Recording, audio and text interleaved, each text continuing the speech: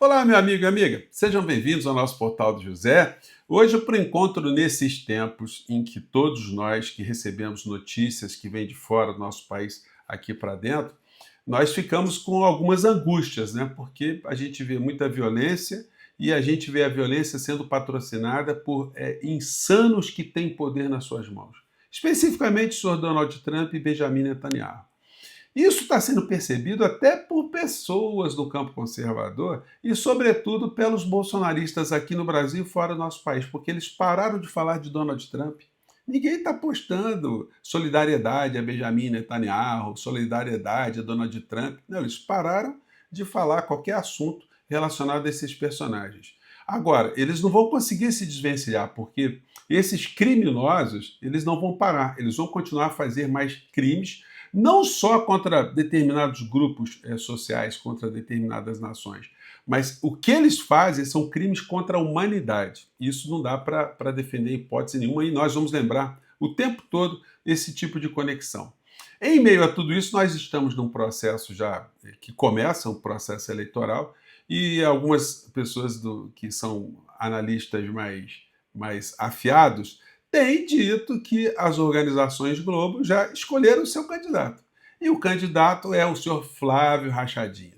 Se você disser isso para um bolsonarista, ele vai dizer: você está de brincadeira, Globo lixo, não vai fazer nada disso. Só que é o seguinte, meu amigo, minha amiga, essas pessoas, elas será que não percebem que os interesses que a extrema-direita prega o tempo todo são os mesmos interesses econômicos que são defendidos pela Rede Globo, pelas organizações Globo, pelos grupos aos quais ela está relacionada ou ligada? Gente, reforma da Previdência, a Rede Globo fez uma campanha gigantesca para aprovar a reforma da Previdência e colocava gente falando, e gente dizendo que ia ser muito bom e que ia ser muito boa, que o Brasil não ia aguentar, e colocava um economista aqui, outro acolá, enfim.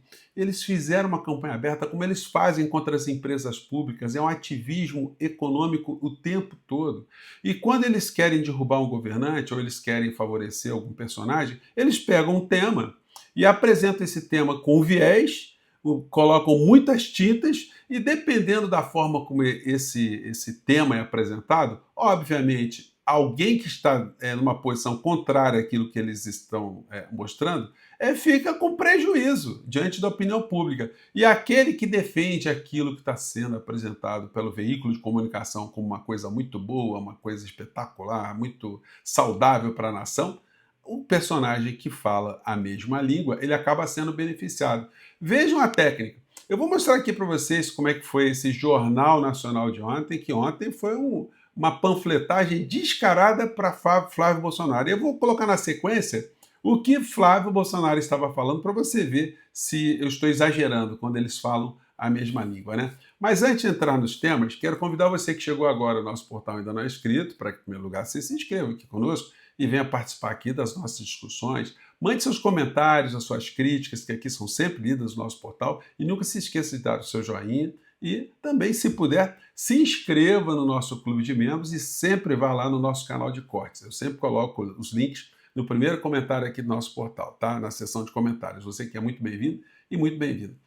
Então, gente, os veículos de comunicação, se eles quiserem detonar um governante, eles pegam um tema, e que é um tema que pode ser corriqueiro, mas eles jogam luzes naquele tema e eles colocam aquele tema como sendo a prioridade das prioridades e coloca sempre o problema na conta do governante de então. A Rede Globo, os grandes veículos de comunicação, eles podem fazer daqui até o final do ano uma cruzada contra a violência urbana aqui no nosso país. Estou citando um ponto. Eles podem pegar outro, ou pegar a economia. Enfim, ontem eles pegaram a economia, mas já pensaram só? Eles começarem a colocar imagens de assaltos, de câmeras e depoimento de pessoas que foram barbarizadas e aquele trecho, né, de matérias que se chama o Fala Povo, tecnicamente é o Fala Povo, quando pegam alguém para dar uma opinião, aí eles vão editando o sofrimento das pessoas, vai criando um sentimento pesado que nós estamos sem governo, e o governante de plantão, aquele que estiver à frente da nação, ele acaba sofrendo um prejuízo, né? E, obviamente, isso vai também para as urnas, enquanto uma vontade do eleitor. Ontem, a Rede Globo fez um ativismo descarado. Como eu disse para vocês, os bolsonaristas não irão enxergar, né? Começou com a inflação. A inflação subiu 0, alguma coisinha, e nós sabemos que subiu porque os combustíveis subiram, né? Teve aumento de combustível e toda a cadeia produtiva acaba sofrendo também impacto. Foi 0,0 alguma coisa, mas isso já virou uma panaceia. E aí eles colocam algumas pessoas, alguns especialistas falando. Esse aqui me chamou a atenção, porque ele comenta que os combustíveis estão aumentando no Brasil e dá explicação. E a explicação que ele dá, que é correta, ninguém faz comentário. A Rede Globo não salienta por que o problema está existindo e quem é o responsável do problema, né? Nessa aí eles tiraram o corpo fora do criminoso maior da nação. Mas vamos ver aqui que fala aqui o especialista e vamos ver como é que foi esse resto da matéria. Pagamos a conta da guerra, mesmo sendo grandes produtores de petróleo. Nosso volume de produção de petróleo, sem dúvida alguma, é bem superior àquilo que domesticamente consumimos. O grande problema nesse setor é que nós não temos refinarias. Então nós temos que exportar o óleo bruto e importar o derivado. E à medida que eu tenho que importar o derivado a preço internacional, eu fico suscetível ao mercado de câmbio. As férias na neve. O engraçado é o seguinte: ele diz o seguinte, nós não temos refinarias. Não, nós temos refinarias, só que as refinarias foram privatizadas e algumas foram desativadas no governo do criminoso, porque eles visavam exatamente beneficiar os exportadores, né, externos para o nosso país. Muita gente lá fora ganhou muito dinheiro com o governo Bolsonaro, com essa política de Paulo Guedes. E aqui dentro nós sofremos as consequências, só que isso não foi dito. Segue a matéria aqui, porque a matéria vai falando de uma família que estão com melhores salários, mas não está dando para nada, né? Vamos ver aqui. Com o calor da inflação, o Silveira não vão viajar esse ano. Hoje eu ganho mais do que eu ganhava em 2024, em 2025 até, e eu não consigo comprar o que eu comprava em 2024. O meu dinheiro, embora ele tenha aumentado, mas ele, ao mesmo tempo ele diminuiu, porque eu não consigo adquirir as mesmas coisas. Pois é, gente. Aí a matéria foi, né? A carga tributária no Brasil atingiu ano passado o maior nível da série histórica. E o aumento de impostos federais pesou nesse resultado. Ora. Então, carga tributária subiu. Quem é o presidente da nação? Quem é que está coordenando a arrecadação? E aí você vai ver um gráfico mais à frente, você vai ver que o aumento da carga tributária, quando se fala de forma muito genérica, né, dá a impressão seguinte, que é o povo que está sendo tributado, o trabalhador, é a cebola, é o tomate que está sendo tributado. E não foi isso que aconteceu, né? Nós vimos que o governo conseguiu aprovar tributação para os setores mais abastados da sociedade e diminuiu o tributo. Agora nós estamos vendo isso, gente. Eles não falam isso. Do trabalhador que ganha até R$ 7.350.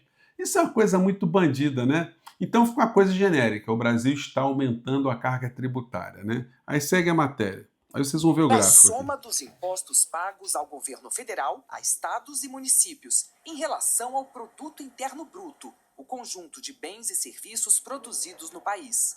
É quanto os impostos representam em toda a economia.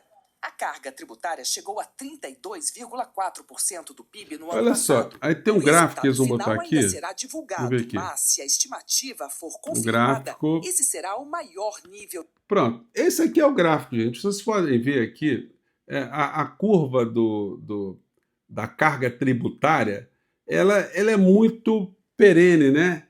Ela está sempre variando aqui entre 32%, 31%, 30% do PIB. O que a matéria não fala é que esse não é o maior problema do Brasil. Não é a carga tributária, porque tem países que têm a carga tributária maior do que a carga brasileira. A questão é que a maior parte do orçamento do nosso país, proporcionalmente ou de forma absoluta, vai para pagamento de juros de uma dívida que ninguém sabe. Eles não falam que o Brasil está pagando 1 trilhão e 100 bilhões de reais por ano, porque esse foi o pagamento no ano de 2025, 2026 vai bater nessa ordem também. Eles não falam que a taxa Selic, que o Banco Central está fixando, o Banco Central que foi colocado de forma autônoma, né, uma entidade autônoma, independente, que foi uma defesa dessa gente, desses grupos, enfim, que isso tem uma influência nesses dados todos. Então, é sempre uma coisa despolitizadora, uma coisa malévola e uma coisa dirigida. Então, depois de eles falarem que a carga tributária aumentou bastante aqui no Brasil e tal, aí você vê esse tipo de manchete de notícia aqui, né? Você vê o Flávio Rachadinha surfando, é tabelinha. A Globo diz que a coisa está muito complicada de um lado, né? E ele vem aqui e diz: endividamento atinge 80 milhões de brasileiros e Flávio Bolsonaro culpa o governo Lula e cita a lei das bets. Gente, no governo do pai da criatura, esse índice era exatamente o mesmo. O Lula pegou o governo, pegou o país, com o mesmo número de famílias endividadas. Depois teve aquele programa do Desenrola, caiu um pouco, teve uma série de programas, melhorou e agora está voltando exatamente para o nível que o Bolsonaro deixou o nosso país. E aí vai o bandido e fala como se fosse uma coisa inédita, né? Esse nível de endividamento aqui no Brasil, que tem várias causas. E aí você vê a dobradinha dele com a Rede Globo, quando ele faz esse tipo de discurso aqui, ó. Confiram só. A carga tributária absurda que a reforma tributária ela precisa ser atualizada urgentemente. A carga tributária absurda que ninguém consegue pagar.